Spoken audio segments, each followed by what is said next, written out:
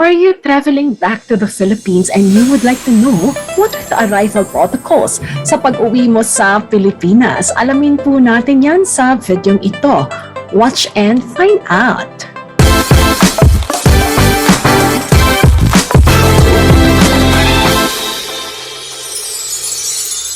Hi everyone and welcome to my channel. My name is Jamey Iris. I'm your Talk TV show host kung saan dadalhan ko po kayo ng updates regarding travel guidelines, protocols, current events at marami pa pong mga usapin na pag-uusapan po natin so that you will be kept informed and at the same time din po makatulong din po sa inyo whether it's in career or keeping you updated with what's happening in the Philippines. So with that everyone, ang pinaka-focus topic po natin sa ngayon ay ano ba ang mga arrival protocols para sa ating mga kapwa Filipino na pauwi sa Pilipinas. So yan pong ating tatalakayin sa araw na ito. Kung sakasakaling may mga kaibigan kayong foreigners and they would like to know what are the protocols na i-discuss ko dito, please tell them watch out for my English video. I-upload ko na po yan pagkatapos nito. So yan naman po ang aking gagawin so that your foreigners na mga kamag-anak po, loved ones or mga kaibigan ay malaman din po nila ang mga kinakailangan just in case po palipad sila sa Pilipinas. Sa lahat ng ating mga subscribers, welcome back. Natutuwa at nagagalak po ako na makasama kayo at syempre sa ating mga viewers na for the first time ay nakabisita po sa aking channel, I simply want to say welcome everyone at masaya po ako na makasama kayo at looking forward po na makasama ko pa kayo palagi kaya iniimbitahan ko kayo na mag-subscribe na po sa aking channel. Ito po ay ang Jamey Iris TALK TV where we will do a lot of talking and discussion about relevant, informative topics that is happening in our country and something that will help you to excel as a Filipino, a balikbayan, or an immigrant, whatever part of the world you are in right now. So, ngayon mga kaibigan, tingnan na po natin, ano po ba yung arrival protocol natin dito, pagpasok nyo o pagbalik nyo sa Pilipinas. Okay, so let us just take a look mga kabayan, ano ba ang ating mga topics para sa araw na ito? Para sa araw na ito, ang mga topics po natin ay who are allowed to enter the Philippines. So, kailangan alam po natin yan.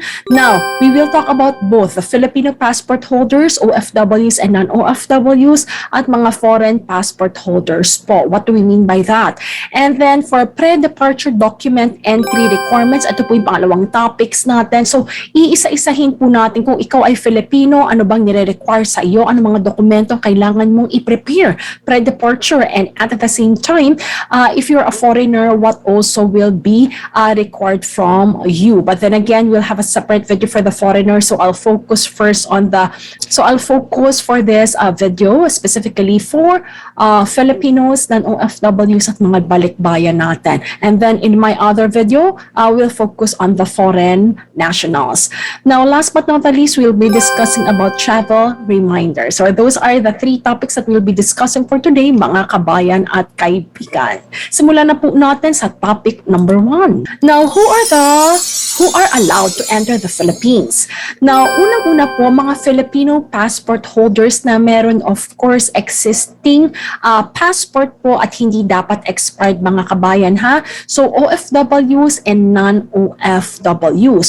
Pag sinabi po nating OFWs, ito po ang mga nagtatrabaho overseas, may kontrata, may working visa overseas. Now, kung kayo ay kamag-anak, immediate family like spouse at mga kumbaga children at magulang ng OFW, kung kayo ay kasama po nila na magta-travel mula sa ibang bansa pabalik ng Pilipinas, kayo ay makukonsider na OFW. Pero kung sakasakali na kayo ay lilipad at maiiwan ng OFW sa bansa kung saan siya nagtatrabaho at kayo lamang ang uuwi, like pwede ang asawa at ang mga anak, then therefore, makukonsider po kayong non-OFW. So yun po, ang categorization po natin when it comes sino ba yung OFW at paano ba ang kamag-anak or immediate family ay nagiging OFW at sometimes nagiging non-OFWs. Now, other classifications of non-OFWs. kung sakasakali po kamag-anak po kayo or you don't have any relative and you went overseas for vacation, for example, umalis kayo sa Pilipinas for tourism purposes para sa ibang bansa, pagbalik nyo dito, non-OFW kayo. Kasi, kumbaga, you will be flying back to the Philippines, wala naman kayong working visa overseas. So, yan po. At hindi kayo foreign passport holders. So, yan po ang ating OFWs at non-OFWs. Now, how about foreign passport holders? Ang foreign passport holders naman natin, from the word itself, if you're no longer holding a Filipino passport, kung dati po kayong Filipino, pero hindi po kayo kumuha ng dual citizen, then foreign passport holders po kayo. And then, at the same time, kung sakasakali naman po na kayo ay dual citizen, so again, you can be classified either as a non-OFW or foreign passport holder, depende what will be your choice na passport na gagamitin pagpasok ng Pilipinas. Meron bang implication yan, Jamey? Just in case meron siya, mamaya di-discuss natin, lalo na when we talk about travel insurance. Yan. So, yan po ang mga kabayan. Sino ba yung mga allowed to enter the Philippines? Mga foreigners po ngayon, allowed na po siya from visa, visa-free countries. I-discuss natin yan mamaya for travel and tourism. Ganun din for business. Pero, again, just like what I've said, hapyaw lang tayo for foreigners dito. Di-discuss ko in details dun sa English video ko yung about foreign passport holders. But just for the purposes of discussion, I just shared this types of travelers who can enter the Philippines. Ayan. Who are allowed to enter the Philippines? Katulad nung nasabi ko, Filipino passport holders. Note this includes dual citizen, fully vaccinated, unvaccinated, partially vaccinated travelers. So, pag-uusapan natin yan kasi yung classification, whether magko-quarantine, hindi magko-quarantine, nakadepende po sa vaccination status po natin. Ganon din, pag-uusapan natin yung foreign passport holders, kung fully vaccinated ka, unvaccinated, partially vaccinated travelers. So again, the requirements for documents will also depend on this. At syempre din, meron din kayong mga kamag-anak like spouse, children na maaring foreign passport holders who will be traveling with you. So di-discuss na rin natin yan mamaya. Okay, so let's talk about topic number 2. What are the pre-departure document entry requirements to the Philippines? So let's talk about first the initial category, the Filipino passport holders. Again, this includes dual citizen. Now, for fully vaccinated, so may dalawang category tayo. May fully vaccinated na Filipino passport holders at meron naman fully vaccinated na nag-recover from COVID-19. So, ano pinakaiba nito? Meron siyang pinakaiba in certain ways po, lalo na sa documentation na hihingin sa inyo. Kaya ayan, discuss natin. Punta muna tayo doon sa fully vaccinated. So for COVID-19 test, para sa dalawa, sa A at B na fully vaccinated, pareho kayong kinakailangan nyo ng COVID-19 test. By the way, everyone, so as I discuss this, all the details we'll discuss each one later po. Pag naipakita ko na po muna sa inyo at a glance, ito po yung at a glance natin na makikita nyo agad ano ba yung mga pre-departure documents na kailangan ko. So, discuss ko lang po briefly and then in details, i-discuss ko once natapos na natin yung summary ng ating mga dokumento na kinakailangan ninyo. So, again, sino nangangailangan ng COVID-19 test? Kayo po, lahat kayo. So, fully vaccinated or fully vaccinated na nag-recover from COVID-19. So, you need this COVID-19 test. Anong klaseng test? We'll talk about that later. Vaccination certificate. Kinakailangan nyo kung fully vaccinated po kayo, you need to present a proof. Anong klase? Pag-uusapan din natin later. Now, since fully vaccinated kayo at kung kumbaga po yung inyong vaccination certificate is accepted and valid here in the Philippines, then you don't need to do a hotel quarantine. Pareho po yan sa classification ng fully vaccinated natin sa letter A at B. Ang One Health Pass, both have to take nyo po ito. Kailangan mag-register kayo upon kumbaga receiving negative results ninyo for the COVID-19 test. Again, detalye natin later. And then travel insurance, hindi nyo na kinakailangan ito dahil pareho naman po kayong Filipino. And then return ticket, hindi nyo din po ito kailangan kasi pareho kayong Filipinos. And then passport, 6-month validity, hindi naman siya unlike foreign nationals, kinakailangan 6 months or more ang validity ng pasaporte. Since ikaw ay Filipino, kahit 6 months, 4 months ka, kumbaga pabalik ka naman kasi ng Pilipinas so okay lang yung. Pero kapag pabalik ka na sa ibang bansa, kailangan 6 months or more yan or else hindi ka makakalabas ng Pilipinas. So siguraduhin mo na renew mo na yung passport mo. So clear po tayo dyan ha. Kung pabalik ng Pilipinas, kahit 6 months pababa ang iyong pasaporte, basta valid ito, pwede kang umuwi. Pero kung ito ay 6 months below, kapag paalis ka ng Pilipinas, hindi i-accept po yun. So just a clarification po sa atin. At since we're focusing on the arrival, kumbaga requirements ninyo sa Pilipinas, then it's quite good na at least clear tayo. Kaya naka-emphasize po dyan, passport 6-month validity. Now, how about this trace app? Ang trace app po is a mandatory requirement for everyone na in-implement last November po 2020. So, lahat po kinakailangan mag-download and at the same time register. Kung meron ka na niyan noon pa, then you don't need to download it. Enough na meron ka niyan. Now, sinasama po natin to sa reminder, bagamat hindi po ito palaging chine-check, hindi katulad ng lahat ng nabanggit ko kanina sa inyo, lahat yun chine-check, pero etong trace app, sometimes hindi siya chine-check consistently sa different airports sa Pilipinas, pero may mga airports po tayo like Cebu, talagang chine-check po nila ito sa inyo. So para sure na lang po tayo kung sakaling hahanapin ay mag-download at mag-register na kayo. It will just take less than 10 minutes at ganoon din po ay less hassle kung sakasakali. Sometimes yung mga transit airport, kung sakaling wala kayo niyan, papakumpletuhin ko kayo. So hassle pa kasi mahirap ang internet sometimes sa airport dahil ang daming nagamit. So yan mga kabayan, ang kinakailangan nyo kung kayo ay fully vaccinated, classification letter A, at fully vaccinated, recovered from COVID-19. Ano yung difference ng dokumento na kinakailangan pag COVID-19 test? Pag-uusapan po natin yan mamaya. Ano po ba yung mga kinakailangan ninyo? Kasi bukod po sa COVID-19 test, kinakailangan nyo rin po mag-present ng medical certificate na kayo ay magaling na from COVID-19. So yun po yung in addition doon sa COVID-19 test na kumbaga tinik ninyo. At hindi lang po isa, kung hindi dalawang klase ng COVID-19 test ang kinakailangan yung i-present kung kayo ay recovered from COVID-19. Yun po yung unang COVID-19 test nyo kung saan kayo ay nagpositibo. At kung sakasakali po na yung pangalawang paglipad nyo kapag kayo ay nagnegatibo, then yun naman po ipapresent nyo rin po yun, mga kabayan.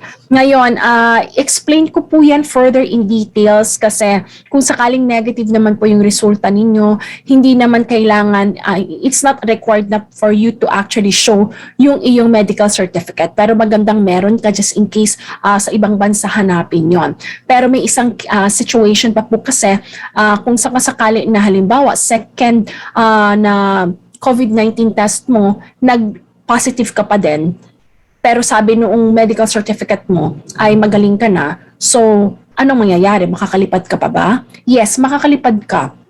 Kung sakasakali na kumbaga may medical certificate ka from the doctor na magaling ka na. So yun yung tatlong dokumento na kailangan mong i-present sa airport.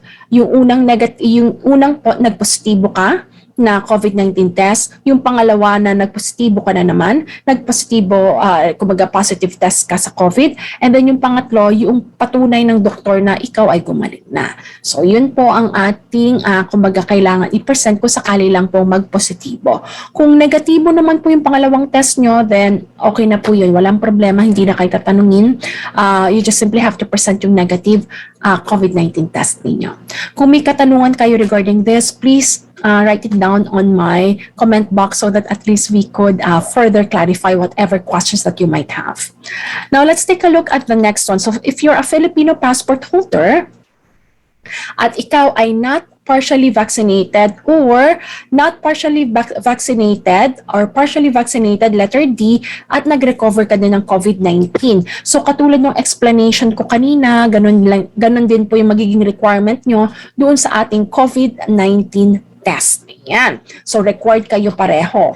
Now for vaccination certificate, since both are not and partially vaccinated, hindi i-require ang vaccination certificate pero required kayo mag-hotel quarantine ng at least 6 days sa hotel. Ika-5th day ang iyong quarantine at magko-continue ng home quarantine sa bahay ng total of 14 days. Elaborate po natin yan mamaya. I-discuss ko siya in details. One Health Pass, pareho po kailangan kumuha at mag-register upon receiving the negative RT-PCR test. And then travel insurance, since Filipino kayo, hindi nyo kinakailangan ng travel insurance at return ticket. So ang passport validity nyo is pwedeng 6 months, kumbaga pababa, okay lang yun. Kasi Filipino kayo. So, and then Trace app, again, katulad ng sabi ko, hindi man laging hinahanap ito mga kabayan, it's still part of the requirement, so I suggest that you complete that. Para pag hinanap, ready kayo. Now, how about foreign passport holders for your reference? So I'll discuss this in Tagalog, but then again, for foreign nationals who are watching, I do have another video for you, which will be in English so that at least you can understand it completely and better. But for now, I'll say this in Tagalog. So para sa ating mga foreign passport holders, so kung ang mga kamag-anak po ninyo, anak po ninyo ay fully vaccinated, letter A, at fully vaccinated, recovered from COVID-19, so kailangan pa rin po nila yung COVID-19 test, vaccination certificate. Yung hotel quarantine, hindi po nila kinakailangan pero kailangan mag-home quarantine ng 7 araw.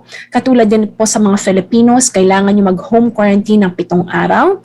One Health Pass, kailangan mag-register at mag-upload ng mga dokumento na sasabihin ko po later.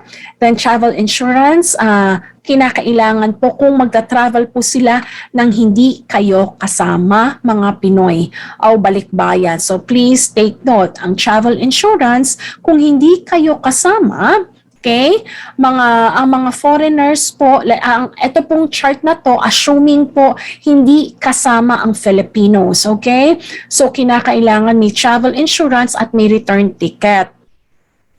Now, kung sakasakaling kasama kayo mamaya, pag-usapan po natin yan, bibigay ko po yung detalye sa inyo later. At sa lahat ng foreign passport holder, kinakailangan ang passport ay 6 months ang validity pataas. Ayan, 6 months up. At yung Trace app po natin, ayan, katulad po ng sinabi natin, kinakailangan at least download it, although hindi siya palaging hinahanap, just for, kumaga po, preparedness, kung sakasakaling kailangan po ay at least meron ka. So atin pong pagkatandaan mga kabayan, para po sa foreign passport holders, kumbaga ang allowed lang to enter the Philippines are those fully vaccinated, yun lang po.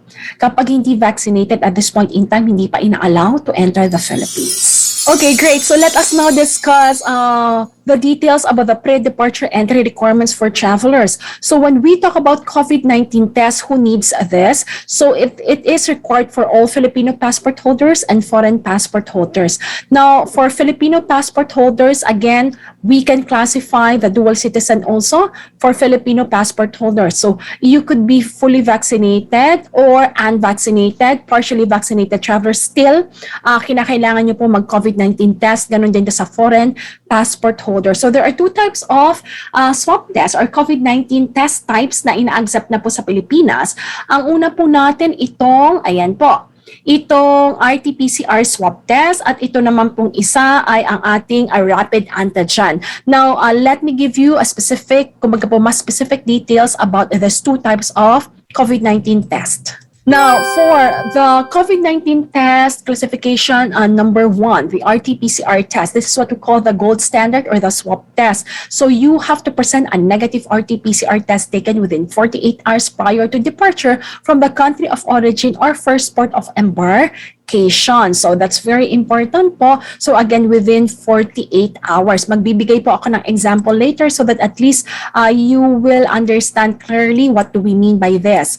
And then, excluding layovers. So, ibig sabihin po, hindi kasama sa pagbibilang ng 48 hours yung layover po natin. And provided the passenger has not left the airport premises or was not admitted into the transit country. So, yun po yung bilang niya. Paano ba ito, Miss Jamey, kino-compute? Ito ang example natin. Now, let us just take a look at this example. If you are flying from the USA, from LA International Airport, let us just say po from LAX, May 20 po ang departure ninyo, 4 p.m. at ang dating nyo sa Pilipinas ay May 30, 8:30 p.m. Now, ang tanong, kailan ka magpapa-RT-PCR test? At sabi po dito ay within 48 hours prior your departure. So from May 28, ang within 48 hours po magsisimula ng May 26, kailangan po time sensitive ang i-consider natin dito. So kung 4 p.m. ang flight nyo ng May 28, dapat simula po ng 4 p.m. ng May 26 onwards ka na pwedeng mag-start magpa-RT-PCR test. It doesn't have to be exact, okay? Kailangan po at least, pwede naman pong within, basta makukuha nyo po yung resulta several hours before your flight. Tandaan, meron pa po tayong tinatawag na One Health Pass na i-discuss ko po mamaya.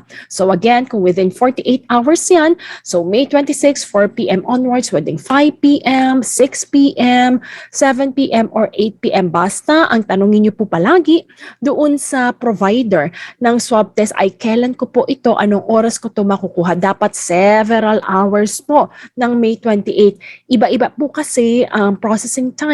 Depende po kung saan po kayo nagpa-process. Ay maaring 24 hours, okay na yan. Minsan may several hours pa more than 24 hours. So please just check with them. Now, may mga nagtatanong, Miss Jamey, ang bilang ba ng 48 hours kasama ba yung travel ko from LAX to NAIA or kaya kung may layover ako? The answer is no. Hindi po kasama ang bilang ng travel hours from departure mo from LAX hanggang papuntang NAIA o kung may transit ka. Ang binibilang lang palagi ay yung time kung kailan ka magpapaswab test bago ka lumipad sa final airport of entry mo. So yan po, please take note of that. Ngayon, paano naman po kung sakasakali na this is a travel na meron ba kasi ang states po kasi ang Canada, usually malalaking ano po ito malalaking bansa. So meron pa sometimes na local flight bago ang LAX. Ngayon, dalawa lang po ang ating titingnan dito. Kung yung flight mo, halimbawa, galing ka pa sa ibang local flight from San Diego lang halimbawa, punta sa LAX. So kung sakasakali po yung flight non local pero sabi po dito prior to departure from country of origin or first port of embarkation of a continuous journey to the Philippines. Ang ibig sabihin po nito, kung sakasakali po nagsimula man sa San Diego pero continuous na yan, one ticket yan, at hindi mo na kailangan i-check out yung luggage mo pagdating mo ng LAX, tag na all the way, palipad po ng Pilipinas, and that is considered as one single journey, continuous journey. Although you go from one airport to another, isang flight itinerary, then ang bilang po natin kung saan yung unang airport before LAX. So please take note of that mga kabayan At kung sakasakali lamang po na halimbawa, nagsimula ka from another airport sa local na country mo, pero pagdating mo ng LAX, ilalabas mo pa yung kumbaga bagahe, i-check-in mo na naman from a local flight to an international flight, then hindi po continuous journey po yon ang bilang po natin doon, bali yung kumbaga sa May 28 po. Pero kung continuous journey na po yan, from your first port of embarkation pa lamang, ay counted na po yan mga kabayan. So yun po mga kabayan, sa mga katanungan, just in case you have like other ports or domestic ports, parang sa Pilipinas mo, di ba? Sometimes mga galing ka pa sa probinsya, so may flight ka domestically and then bago ka mag-international flights. How about the rapid antigen test? Yung pangalawang klase naman po ng COVID-19 test natin. It must be taken within 24 hours before your flight from your port of origin. So ganun din po yung details natin kanina. So same explanation din po yan. Katulad nung sinabi natin for the RT-PCR test. So Para lang mas malinaw tayo, so ganun ito po yung sinabi sa protocol. You may present also so it's either the swab test, RT-PCR test, or present a negative rapid antigen administered and certified po by a healthcare professional in a healthcare facility, laboratory, clinic, pharmacy, or other similar establishments. So, kailangan po, hindi pwedeng ikaw yung mag-administer. Dito po kasi nagkaroon ng confusion yung mga kabayan natin kasi may mga libreng antigen na binibigay po sometimes sa bansa kung saan kayo manggagaling na kayo yung mag-administer. Ako nabigyan din ako yun sa UK. Hindi po yun yung accepted sa Pilipinas. Ang accepted sa Pilipinas, kailangan pupunta ka pa rin po either dun sa mga binanggit po nating lugar at ang mag-administer sa'yo ay healthcare professional. So, ang difference lang ay rapid antigen yung ginamit sa inyo at hindi RT-PCR test. Now, this may be taken within 24 hours before your flight or prior to the date and time of your departure from the country of origin or first port of embarkation in a continuous travel to the Philippines. So same explanation po kanina. So yung kanina 48 hours, dito naman po is within 24 hours before your flight. Example, bigyan ko po kayo. And please remember, excluding layovers, provided also that the passenger has not left the airport premises or was not admitted into the transit country. So it means that as a passenger, you just simply have to stay in the transit area.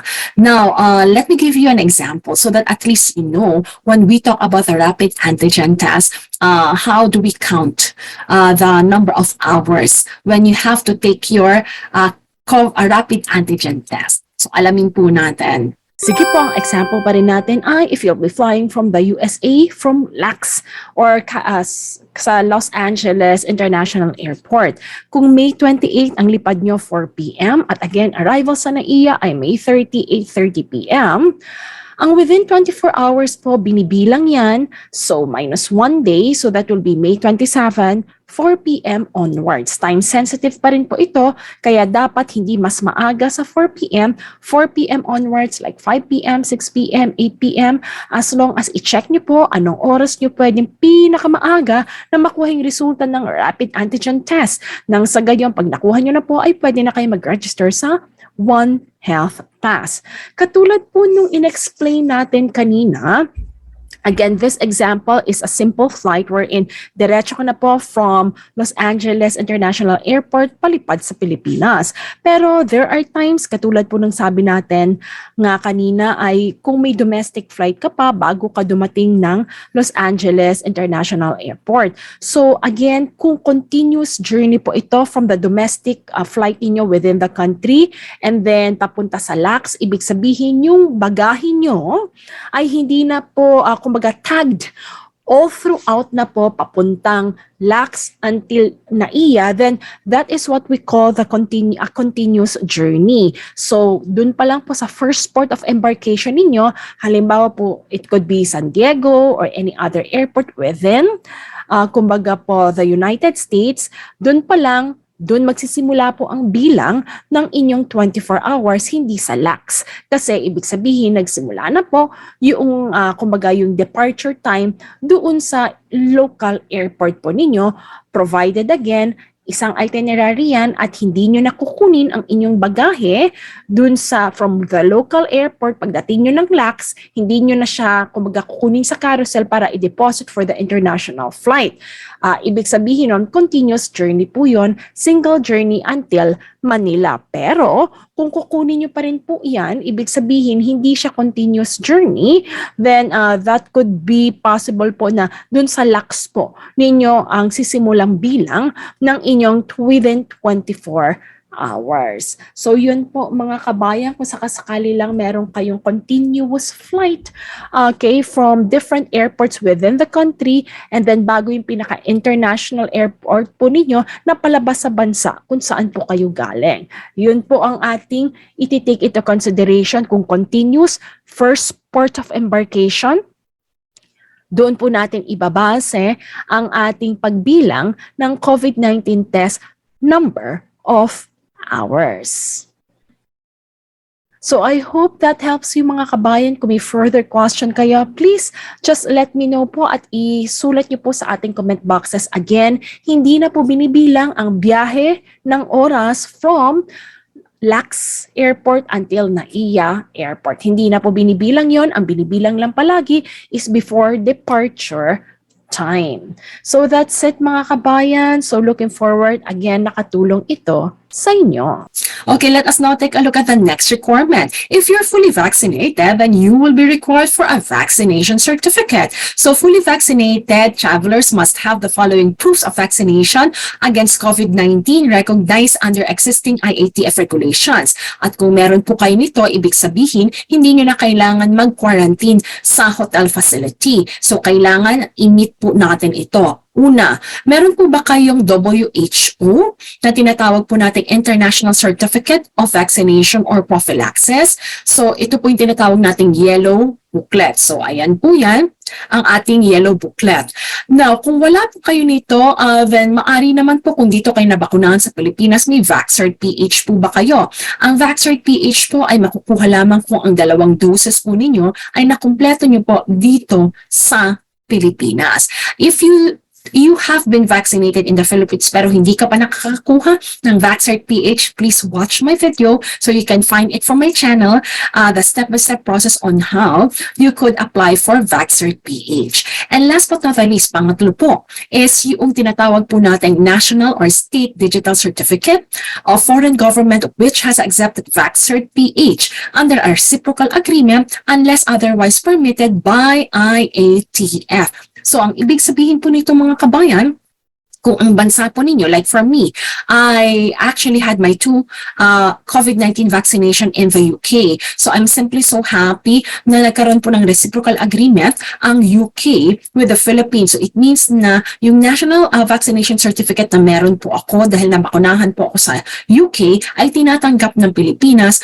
So therefore, if I'll be, like when I flew back to the Philippines, so i-honor po yan ng Pilipinas at hindi ko na kinakailangan, kumbaga, if I'll be traveling now, hindi ko na kinakailangan mag-hotel quarantine. Kaya lang nung dumating po kasi ako dito sa Pilipinas during that time, even if, for example po, I did have that vaccination, September po kasi yon, so I still need to do quarantine nung panahon na yun. Kaya great na po ngayon, in your time that you'll be arriving here in the Philippines, you don't need to, as long as meron kayong national vaccination certificate of any country na may reciprocal agreement with the Philippines.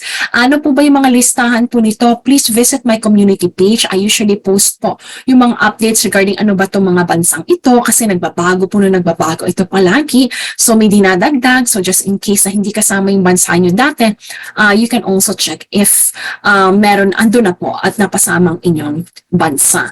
Kung sakasakaling, Jamey, paano yan? Hindi napasama yung bansa ko doon. Hindi tatanggapin yung national certificate ko. Oo, sad to say, hindi nila tatanggapin. Kaya, yung letter ay itong number 1 natin, itong yellow booklet mula sa WHO, ito yung second option mo. Kasi kung nabakunahan ka naman, pero wala ka nitong third option, then itong first option na natin na yellow booklet, hanapin mo saan nag-apply dyan sa bansa kung saan ka, kumbaga, nagtatrabaho na makapag-apply nito. Like for the Philippines, kung sakasakali ang bansang pupuntahan po ninyo ay hindi nag-a-accept ng Vaxcert PH, then pwede po mag-apply dito sa Pilipinas. Meron po akong pinost na video sa mga kabayan po natin na pagpunta sa mga bansa na ang kailangan nila itong yellow booklet, paano mag-apply nito sa Pilipinas. Kasi sa bansa yan kung saan ka binakunahan. So ganun po mga kabayan, kung galing kayo sa ibang bansa, hindi tinatanggap yung national certificate niyo, then yellow booklet ang kinakailangan yung i-present para pag uwi nyo sa Pilipinas, diretso na kayo sa bahay at hindi na kayo kailangan mag-hotel quarantine. Yan po. Then, just additional information para po sa inyong lahat. Ang updated list of accepted foreign COVID-19 vaccination from BOQ po ito. So once again, everyone, these are the updated list of accepted foreign COVID-19 vaccination certificate that is accepted here in the Philippines. At may reciprocal agreement po ang mga bansang ito sa bansa natin na tatanggapin po nila ang Vaxcert PH as kumbaga po national certificate from the Philippines. According to IATF Resolution 167, Series of 2022, dated April 28, 2022, sinama na po ang Lao People's Democratic Republic at Rwanda. And ayan po, basta just keep yourself updated. Usually po nagbabago-bago to every month. Nadadagdagan po. Kung wala po ang bansa nyo dito, katulad ng nasabi po natin, kailangan nyo either mag-present po ng WHO, yellow card para ma-accept po kayo ang inyong full vaccination po from the country where you are from. Ito pa po.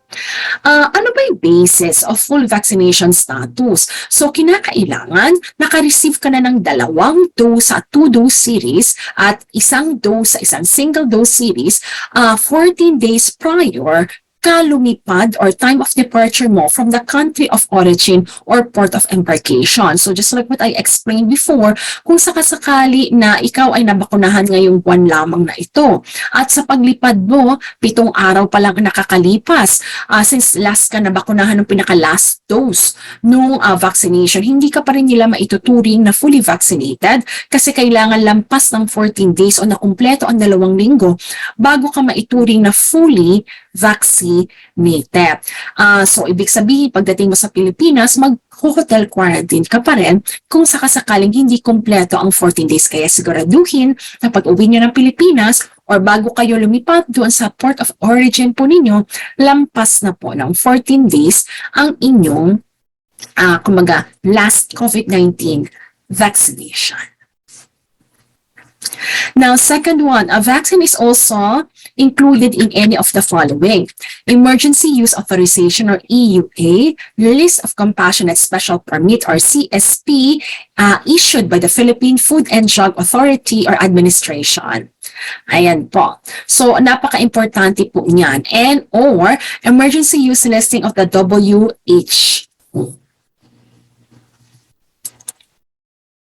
So, nabanggit ko po yung quarantine kanina. So, alamin po natin kung ikaw ay fully vaccinated, anong klase ng quarantine ba ang required from you? At kung ikaw ay not or partially vaccinated, then ano ba ang klase ng quarantine you will be expecting from the Philippines? Kung ikaw ay fully vaccinated, then kailangan mo mapag-quarantine? Yes, you have to do a quarantine when you arrive in the Philippines. Pero, hindi mo na kinakailangan pumunta sa hotel para mag-quarantine ng mahabang panahon. So, kinakailangan mo lang na diretso umuwi from the airport. Pwede ka magpasundo sa iyong pamilya and diretso ka na dapat uwi sa iyong bahay. So that at least, makumpleto mo yung 7-day home quarantine, starting yung arrival date mo, yun ang tinatawag nating day 1. May mga questions sa madalas po yung ating mga subscribers. Ang tanong nila, Ms. Jamey, gusto kong pumunta o may aasikasuhin ako pagdating ko sa Manila pero sa probinsya ang nilagay kong address kung saan ako uuwi.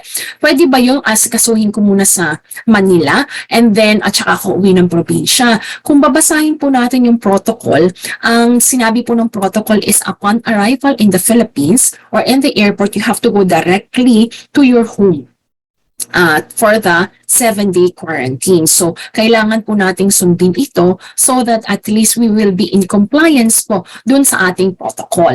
And should there be any signs or symptoms that manifest po within that 7 days, you are expected to coordinate with your local government unit or your barangay health emergency response team. So, yan po mga kabayan. And ang maganda naman po nito, at least makakauwi ka po agad sa iyong bahay. Pero of course, since nagka-quarantine ka, try as much as possible po din na i-limit po yung interaction with other family members or in the public nga po katulad ng sinabi natin para lang po ensure na you are safe and they are also safe din po in terms of again possible po transmission ng virus in case na hindi pa po natin kumpleto yung 7 araw.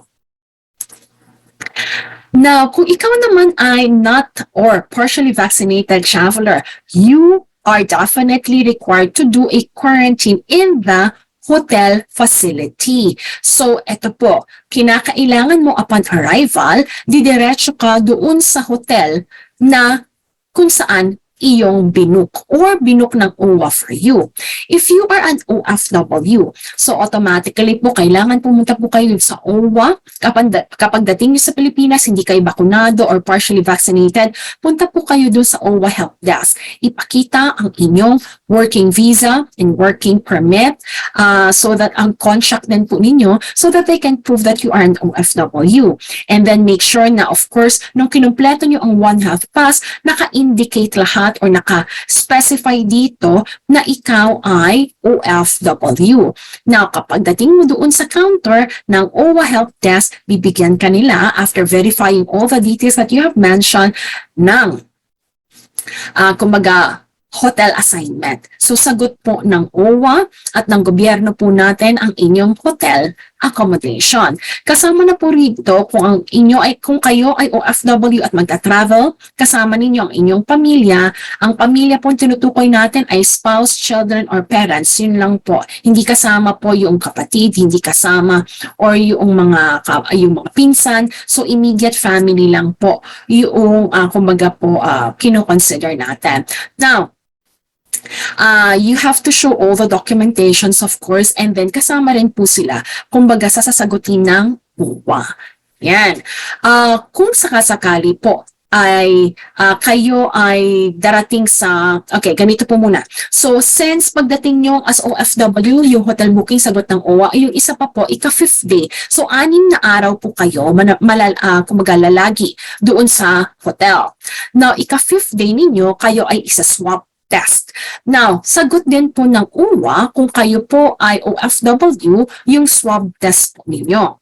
Ngayon, kung kayo ay darating po sa any airport except Clark and Subic, yung One Health Pass lang po, sapat na po yun, kumpletuhin nyo and all details, okay na po yun, walang problema yun, masoswap test kayo on the 5th day. Pero, kung kayo ay OFW, ang dating nyo ay sa Clark at Subic, may additional form po kayo na kailangan kumpletuhin bago kayo lumipad sa Pilipinas. Ito po yung tinatawag natin na Dash Lab or Red Cross ECIF. Please watch my video po. Meron po tayong step-by-step process on how to complete po itong Dash Lab na ito kasi yun ang swab test provider sa Pampanga or sa Clark at sa Subic. So, yun po mga kabayan, kung sakasakali po kayo ay OFW, yun po yung kailangan nyo i-take into consideration. Kung kayo naman ay non-OFW, kayo po ang kinakailangan mag-book ng inyong sariling hotel. By the way, non-OFWs, make sure kung ang arrival nyo sa NAIA, Manila yan, at kayo ay nakatira, for example, somewhere in Calabarzon or kaya somewhere in Pampanga, for example, pero ang dating nyo ay NAIA, ang hotel na kailangan nyong i-book is must be within Manila po. Hindi pwedeng nandun sa Pampanga. Kasi po, kapag kayo ay nag-complete ng One Health Pass, ang ine-expect po nila is you will be quarantined within po, dun sa area where the airport is nearby po. So, yun po yung kinakailangan. At magkakaproblema po kasi kayo sa pagko-complete ng One Health Pass dahil kung malayo at hindi near sa vicinity po na DOH accredited hotels within Manila or NAIA area, hindi nyo po makikita yun sa One Health Pass. Hindi po kayo din pwede mag-invento ng kung ano na lang hotel ang ilalagay ninyo kasi once you certify po yung kumbaga nag-submit po kayo ng One Health Pass registration, it must be certified true and correct because they're verifying po kung nandun po talaga kayo sa hotel quarantine na sinasabi o tinutukoy po ninyo. So you will be held accountable for that. So again, everyone, it's very important na kung ano po yung hotel na ibubuk ninyo ng OFWs must be within the area where your airport is. So, 6 days booking po ang kailangan at least. And then, yung inyong swab testing will be on the 5th day. So, kailangan din po kayo mag-book ng inyong swab testing. Now, you can either pay po yung swab testing sa online or kaya doon na mismo sa airport. So, yan po mga kabayan. When we talk about po not or partially vaccinated travelers.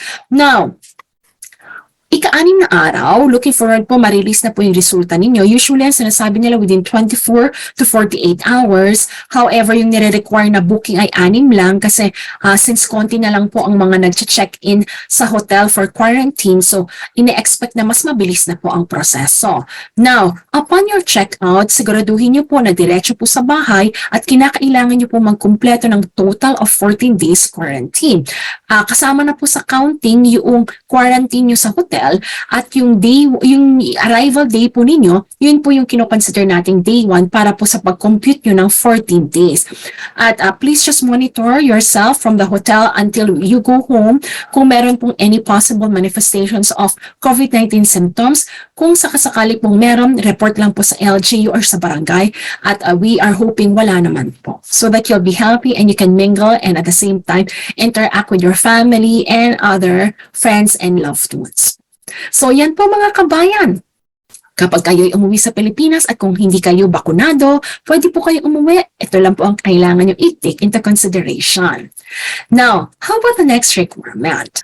Again, another pre-entry requirement for any travelers entering the Philippines. Letter D, ang One Health Pass. I believe you have heard about this mga kabayan. Ito po ang online registration platform ng Pilipinas na required na kailangan yung kompletuhin bago lumipad po from the country where you are and bago kayo pumunta sa airport dahil kailangan yung i-upload ang 2 dokumento gaya ng full vaccination certificate at ang negative COVID-19 result ninyo. Ito po ay website, libre po ito at wala pong bayad. Meron po akong full tutorial guide po para dito. So please do watch it so that step by step ay matulungan ko kayo. Tapos na po yung Tagalog, in process na po yung English. So anyone, kung may kakilala kayo na foreign nationals, I definitely am in process of completing the foreign One Health Pass tutorial guide. Ang Tagalog po, naka-up na po at naka-post sa ating channel. So please do watch that, lalo na kung paalis kayo. At from a very simple one-step process, nitong May 3 po, nagkaroon ng napakadaming changes po for the last few days po this week. Napaka-controversial po ng One Health Pass. From a one-step process, naging 3-part process na po ito mga kabayan. Merong 2 barcodes at meron po tayong tinatawag na QR code. Ano po bang ibig sabihin ng 2 barcodes at isang QR code? Yan po ang ating ituturo at isi-share sa inyo dun sa aking tutorial video. So please watch that and you may click also the link that we have from this video. That's letter D, our pre-departure entry requirements for any international travelers entering the Philippines. So letter E, everyone, travel insurance. So for foreign passport holders only. Travel insurance for COVID-19 medical treatment with a minimum coverage of at least $35,000 and must cover the full duration of the traveler's stay in the Philippines. So sa lahat po ng foreign passport holders, meron po tayong ilang exempted para dito. I-share ko po sa inyo ito. Now, the following are exempted from travel insurance and return ticket requirements. So again, nagpabago-bago po yung ating mga protocols the past few months. So ito na po yung summary from Bureau of Immigration regarding the IATF protocol kung sino po ba ang exempted. So ngayon po, kung babasihan natin itong letter E at letter F, ang sabi po nila, the following are exempted from the travel insurance and return ticket requirements. Number 1, foreign spouses and or children of Filipino citizen.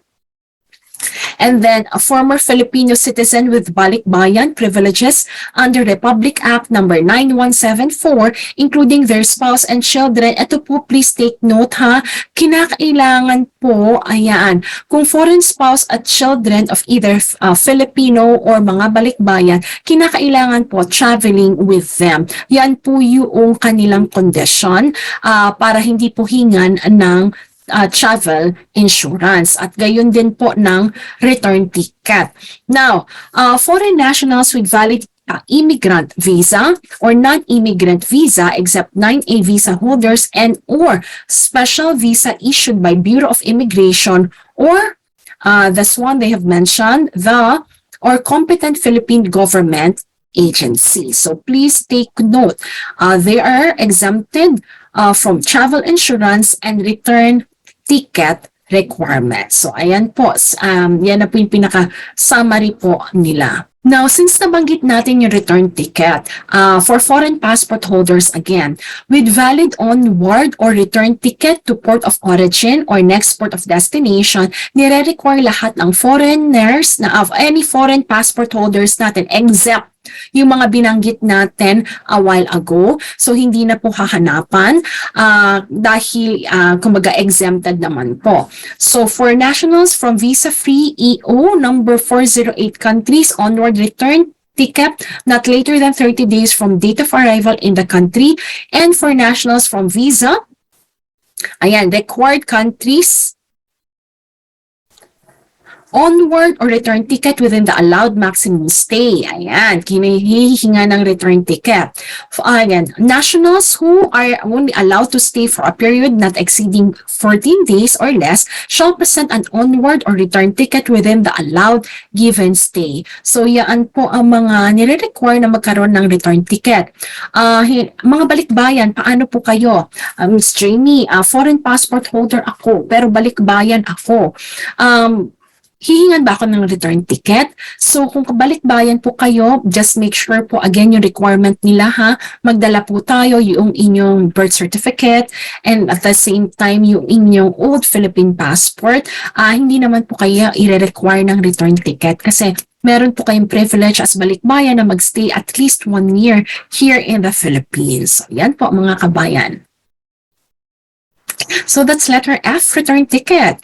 Now, nabanggit po dito, countries under Executive Order 408. So ito po lahat ng mga bansa na visa-free upon the first 30 days ng inyong arrival here in the Philippines. Should you want to stay longer, please coordinate with the Bureau of Immigration of the Philippines from the country where you are so that you will know if that will be possible for you. So in summary, everyone who needs a return ticket, so for foreign passport holders only, yes, you need a return ticket, except those people that we have mentioned na exempted. For any Philippine passport holders, mga kabayan, hindi kayo kailangan mag-provide ng return ticket kasi naman Philippine passport holder po tayo. Yan. Then, the next document that you have to provide, letter G, passport validity.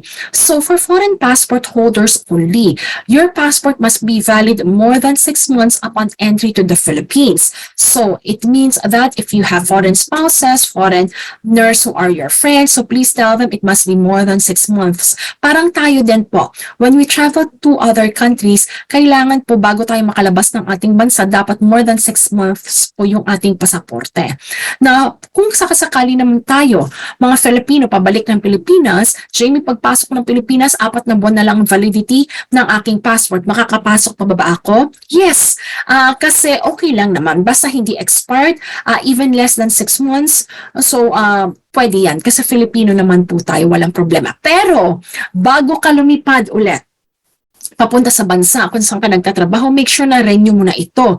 Dahil kung halimbawa nagbakasyon ka sa Pilipinas ng 1 buwan, so reduce na yan sa 3 months na lang or almost 2+ months na lang, hindi ka palalabasin ng Pilipinas at hindi ka ipagta-travel kasi kailangan when we travel overseas, you have to have at least a passport that is valid more than 6 months. Yan po mga kabayan. So passport validity for foreign passport holders and Philippine passport holders. And then letter H, trace up. Kailangan pa namin to, Jamey. So again, as per the mandatory requirement as of November 2020, every traveler entering the Philippines and traveling from the Philippines must download and register sa Trace app. Kung sakasakaling noon pa nakapag-register ka na sa Trace app, then hindi mo na kinakailangan mag-register ulit kasi naka-register ka na.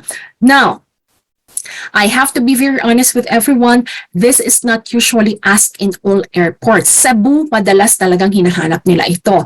Other airports, ako sa Clark, hindi ako hinanapan.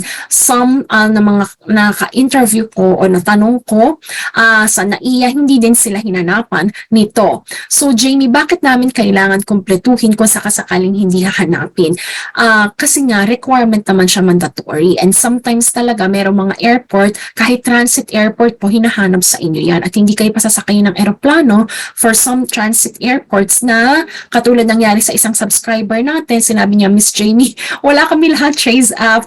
Ang ginawa, hindi kami pinasakay ng eroplano hanggang hindi namin nakukumpleto yung trace app. So, wala naman silang magagawa kahit sabihin nila, hindi naman hinahanap sa Pilipinas yan. Kasi by the book din po kasi sometimes sa mga airport, syempre sila naman sumusunod lang sa rules and regulations. Sinabi, mandatory requirement ito. So, ini-ensure nila lahat ng pasahero meron ito. So, again, sa akin to avoid any hassle mga kabayan, gagamitin mo din naman yan sa paglipad mo kasi 100% sure pag lumipad ka ulit from the Philippines, pabalik naman sa bansa kung saan ka babalik, 100% sure hinahanap yan at ginagamit yan.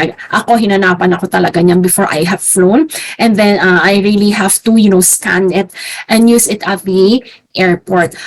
Bakit sa bahay mas magandang gawin? Kasi mas mabilis ang internet ninyo. Kapag sa airport, alam nyo, napakadaming gumagamit ng internet. So, it might take you time. It takes less than 10 minutes to actually complete it. All you have to do is just input your basic data about this. Please watch my tutorial kung sakaling gusto nyo malaman yung step-by-step process on how to complete your trace application. So yan po mga kabayan ang ating basic pre-departure entry requirements para sa Pilipinas. Ano pa po ba yung mga additional reminders naman po natin sa paglipad nyo sa Pilipinas? Yan po ang ating alamin sa parating ito. So, meron tayong mga extra reminders para po sa ating mga travelers na you have to take into consideration. Effective April 1, 2022, foreign nationals may be allowed entry into the country without the need of the EED or the entry exemption document, provided that you or the foreign nationals have complied with the immigration requirements and fall under the following categories. So again, fully vaccinated. Yun lang po ang requirement natin. Hindi pa allowed sa ngayon ang mga not vaccinated. Except minor children below with 12 years of age traveling with fully vaccinated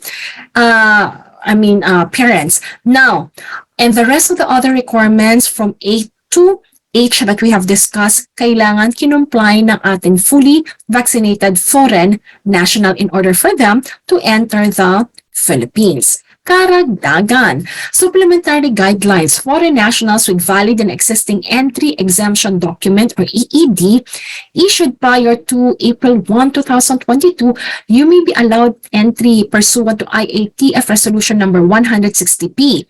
And documentary and quarantine requirements for arriving Filipino nationals shall refer to the Bureau of Immigration Advisory dated March 15, 2022 relative to IATF Resolution numbers 160B, 160T, and 164A. Now, we got this. The source that we have for this is the Bureau of Immigration and the IATA protocols. Now, just a reminder for our airlines. Now, for our airlines, it is the responsibility of the airlines to ensure that fraudulent and unverified vaccine certification and passengers' non-compliance with insurance requirements shall be the liability of the airline carrier. So, meaning from the point of origin, that's why they're very strict. Dapat lahat yun po mandatorily complied for from that time. Hindi na dapat makasakay ng eroplano at hindi na po dapat maka-enter ng Philippines. So that's why they're they're giving the airline the responsibility. Existing guidelines for arriving Section 9E visa holders and crew members shall still be observed. The foregoing is without prejudice to the exercise of the mandate of the Bureau of Immigration in arrival and departure formalities. Same source po tayo, Bureau of Immigration.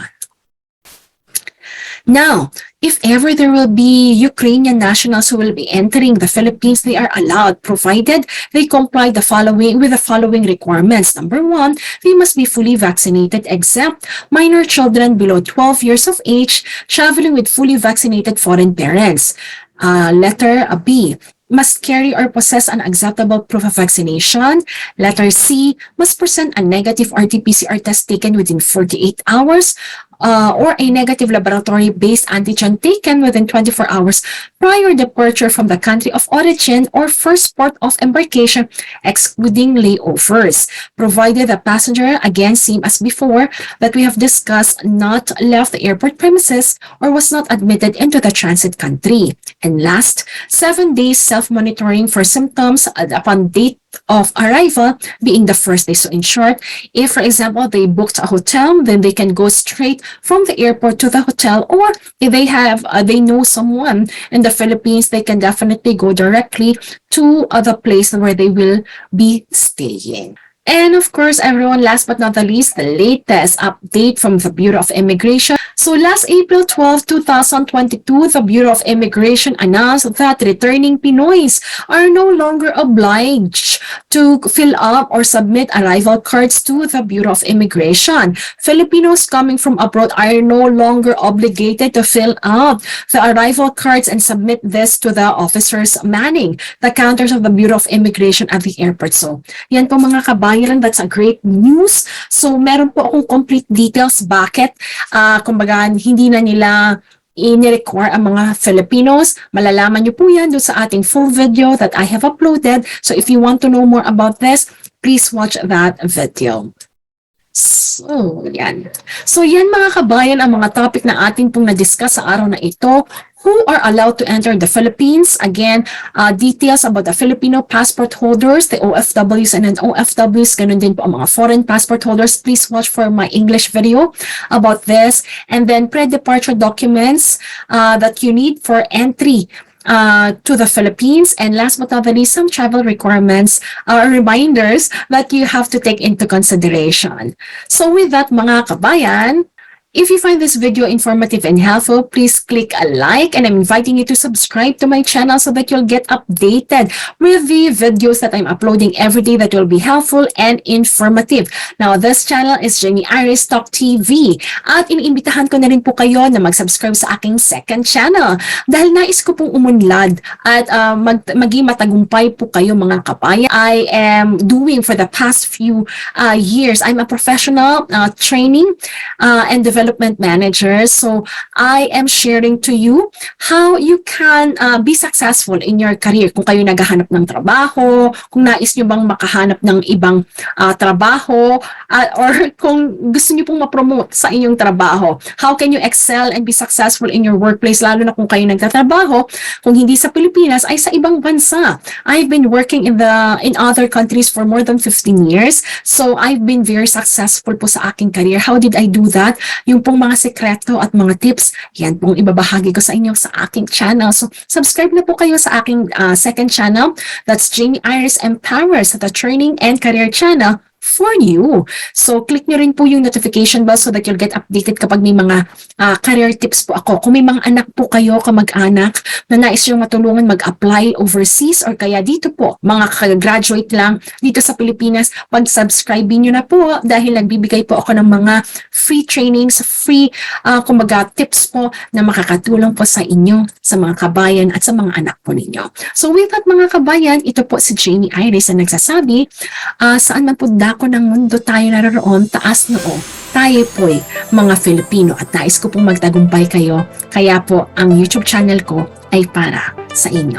With that, may God bless you, stay safe and stay healthy, and have a pleasant flight.